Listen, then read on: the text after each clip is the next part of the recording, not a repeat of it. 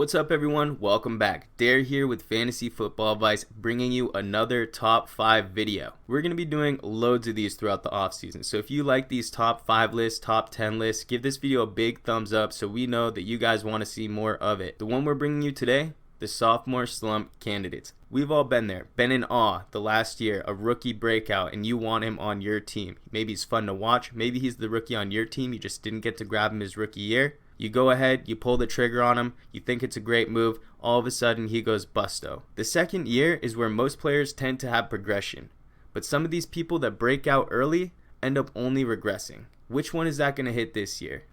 Before we get into it though, just have to give a quick shout out to the website, thefantasyfootballadvice.com. If you haven't already checked it out, do so right now. All of our rankings are on there, and you know we're still posting 5 videos a week, but if that's not enough content for you, we have articles on there as well. We also can't forget about the Facebook group. If you haven't checked it out, get in while it's still open to anybody. This Facebook group will be closed off. It will not be open forever. It's going to only be for premium members. Secure your spot, follow the information in the description box below, and become a member.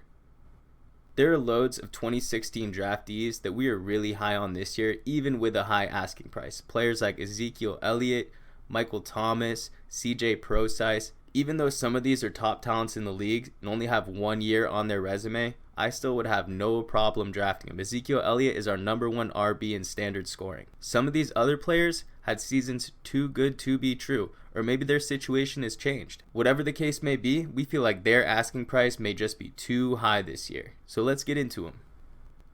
The first sophomore slump candidate we have today is New York Giants wide receiver Sterling Shepard. Now before I begin, I do want to shout out the fact that I am a diehard Eagles fan, but I am in no way, shape, or form biased. I have a ton of respect for the Giants and what they have done and what they will continue to do this year. They're very entertaining to watch, and I believe they have a strong chance to win the division. So what is it? Why don't I like Shepard this year? Well, the fact is, he is an undersized receiver coming in at 5'10", 194. I watched a ton of tape on him from his rookie season. I was very impressed with his route running. He did end the year with a solid stat line for a rookie with 65 receptions, 683 yards, and 8 touchdowns. But where I see the regression this year, it's going to be in the total targets. He received 105 targets last year. 13 of those came in the red zone. Now, while I do hope they really do look for him in the red zone for the sake of the Giants being able to put points on the board, but with Beckham and a 6'4", 230-pound Brandon Marshall as an option, I really wouldn't put my money on it. The free agent signing of Brandon Marshall is huge. Brandon Marshall has averaged 10 touchdowns the past 5 years. That's even including his 3-touchdown nightmare of a season he had in 2016. You also can't forget about the addition of Evan Ingram. He's going to be a part of that offense too. Just another big body red zone target for Eli Manning. Now, on paper, they're really loaded, and I really do expect this team to be hyper efficient in the red zone.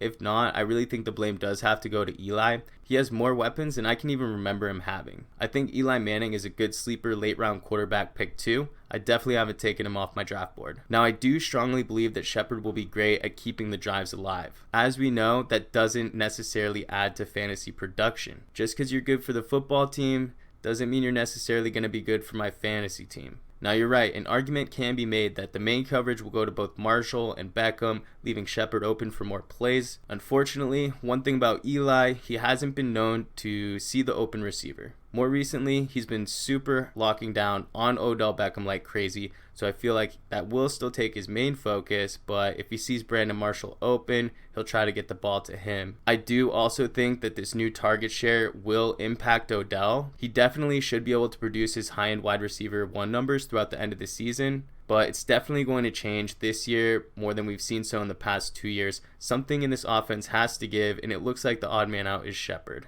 So where does this relate to fantasy and his ADP? Shepard is currently wide receiver 57, but the reason we're mentioning him is because we believe there are other fantasy receivers in that range with much higher upside. Some examples of players we think do have higher upside in that range are players like Mike Wallace, Marvin Jones, or even Devontae Parker. So if you're in the later rounds looking for a flyer, I'd probably skip Shepard and look to one of them. Okay, so I know we are going to get a lot of flack for this one. The next player on the sophomore slump candidate list is Jordan Howard of the Chicago Bears. Let me just start by saying he was an absolute beast last year. I mean, he racked up over 1,600 scrimmage yards to go along with his 7 touchdowns. I'm just going to go out and say it. He definitely won people a ton of their leagues, and I will even go further to say that he was the #1 waiver wire gem of the 2016 season. Now, that's a big statement. We had a lot of great people off the waivers, so if he's #1, you know how he felt about him. But the fact of the matter is, that's all in the past right now. We're on to the 2017 season, and you're going to have to fork up full asking price for this player, and that is the hefty price of RB7 coming in off the board at 14th overall. Now, I owned a ton of Jordan Howard last year. The numbers he posted while facing adversity are really astounding. The Bears were playing from behind in all but 2 games the entire season.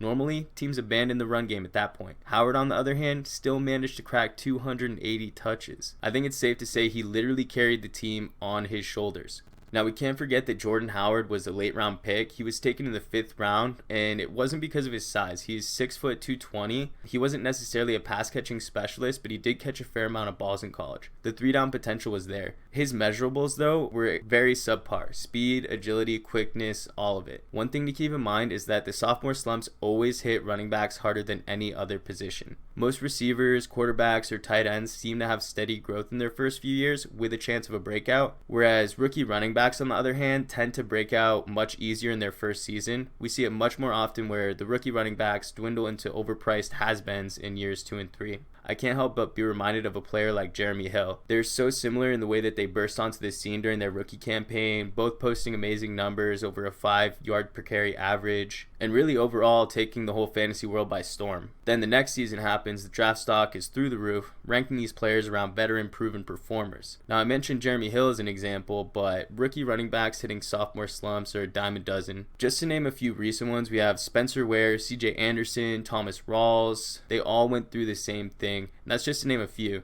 You really could throw Todd Gurley in there too, but I think of him a little bit differently because his rookie campaign, most of his production came off of a handful of games, whereas the others mentioned were consistently good in every game. I will say this though, Jordan Howard does have a high ceiling for 2017, but he is on a subpar Bears offense. Can you really be sure you're getting what you're paying for? I really just wish his ADP would reflect some of the risk involved with drafting him.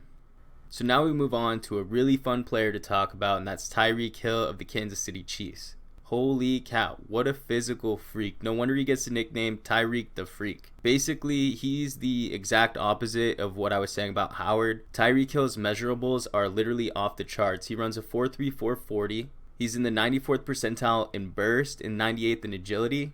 Also 98th in his lateral ability. Now, I don't think those facts surprise anybody because if you watched any of the Chiefs games last year, he was literally able to break away and score a touchdown on any given play. Whenever I would watch a Chiefs game towards the end of last year, it was the Tyreek Hill show. The fans were even chanting, Tyreek, Tyreek, Tyreek. How surprising is that considering he was one of the most hated players coming into the 2016 draft? Now, another factor which makes him a little different than Howard is Tyreek's not priced at his 2016 production. He scored a touchdown 1 on every 8 rushing attempts. That is completely unable to be maintained. Every time they put him in that backfield, he's a severe injury risk just because of his size alone. I know what you might be thinking, the injury risk is higher for his return game. That is true, however, I don't think he'll be returning many balls at all this year. I can guarantee you that most, if not every team they face this year will kick the ball right past the end zone or ensure that they get a fair catch on all punts. Teams are going to be focusing on game planning for Tyreek, not just in the special team game alone either, but that kind of mentality is going to be going all around for Tyreek. So when you take away that aspect of his game, he's going to have to become more developed and become a more well-rounded receiver. If he's relying on his receiving abilities alone, he was very unsuccessful in that last year. Most of his balls were caught behind the line of scrimmage. Having Alex Smith as his quarterback does help him, and we do still project that he will have a fair amount of rushing attempts. There is some upside to this pick. I feel like the draft price will rise a little bit higher as we get closer to the draft or closer to the start of next season. But at wide receiver 27, the floor is just too low. So now we move on to a player who really took the whole NFL by storm last season, and that is Dak Prescott, quarterback for the Dallas Cowboys. You may be asking yourself, how did Dak make this list? He was a stud last season. He finished as QB6 even after sitting out the final game of the season. Well, let me start by saying I do have so much respect for Dak and the things that he did for the team, and it felt like every week I kept asking myself, this has to be the matchup that's going to make Dak look like a rookie. Well, unless he was playing the Giants, he was lights out. He may not have broken 4,000 yards, but what I respect more is how he took care of the football. He only threw 4 interceptions all season long. He did fumble a little more than I would have liked, but when you add 282 rushing yards and 6 rushing touchdowns, I can easily forget about that. For the 2017 season, there is a lot to like. We've talked a lot about this in previous videos, but for developmental quarterbacks, keeping consistency at wide receiver and running back means much more for growth than you would think.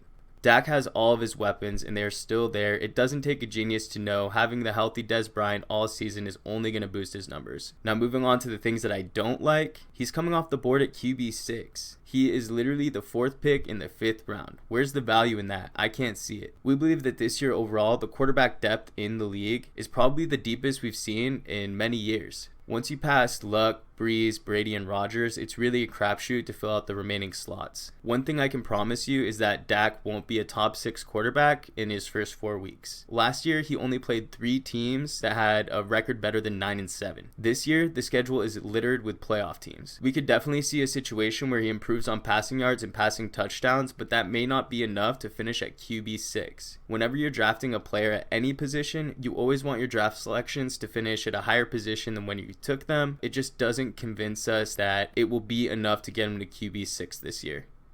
We do have one last sophomore slump candidate, and it should come as no surprise. We have not been high on this player at all this offseason, and that's Robert Kelley of the Washington Redskins. He is the only player on this list that really never wowed us. He finished the season last year with 786 total yards and 7 touchdowns. It's a little inflated on his season-long numbers because 3 of his touchdowns did come in one game, so he really wasn't as good on a per-game basis, and he did average 4.2 yards per carry through that span. So you might be wondering, where is the sophomore slump? What makes you think he's going to make this list?